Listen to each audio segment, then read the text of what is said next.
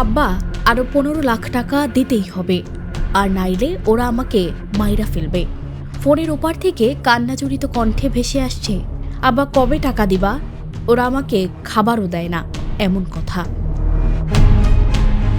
ফরিদপুরের সালথা উপজেলার রামকান্তপুর গ্রামের টিটুল মিয়ার একমাত্র ছেলে শাকিল মিয়াকে ইতালি পাঠাতে জমি বিক্রি সহ ধার দেনা করে 12 লাখ টাকা জোগাড় করেন।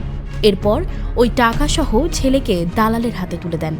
2 মাস না ঘুরতেই টিটুল মিয়ার মোবাইল ফোনের ইমোতে কল আসে, ফোনের ওপার থেকে ছেলের এই আর্তনাদ। গত 2 সপ্তাহ ধরে 2-1 দিন পর পর এভাবে মোবাইল ফোনের ইমো নম্বরে কল দিয়ে কৃষক টিটুল মিয়ার কাছে ছেলের মুক্তিপণ হিসেবে টাকা দাবি করছে প্রতারক চক্র। এমন পরিস্থিতিতে দিশেহারা তিনি। বলা হচ্ছে তার ছেলে লিবিয়ায় রয়েছে, আগামী মঙ্গলবার পর্যন্ত সময় বেঁধে দেওয়া হয়েছে, টাকা না দিলে ছেলেকে মেরে ফেলা হবে। জানা যায়, রামকান্তপুর গ্রামের বাসিন্দা প্রবাসী মুকুল ঠাকুর নামের এক ব্যক্তির প্ররোচনায় ইতালি যাওয়ার পরিকল্পনা করেন শাকিল মিয়া।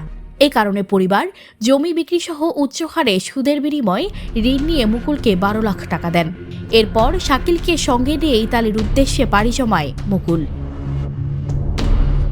শাকিলের বড় বোন বৃষ্টি আক্তার জানান, 4 জানুয়ারি প্রথমে শাকিলকে ভারতে নেওয়া হয়, পরে দুবাই হয়ে 14 জানুয়ারি লিবিয়ায় নিয়ে যাওয়া হয়। সেখানে গিয়ে একটি ক্যাম্পে রাখা হয়। এরপর কয়েকদিন স্বাভাবিক কথাবার্তাও হয়, কিন্তু গত 2 সপ্তাহ ধরে অমানবিকভাবে নির্যাতন করা হচ্ছে, এমনকি খাওয়া দাওয়া বন্ধ রেখেছে চক্রটি। নির্যাতনের সময় কল দিয়ে পরিবারের সদস্যদের শোনানো হচ্ছে, নির্যাতনকারী বাংলায় কথা বলছে।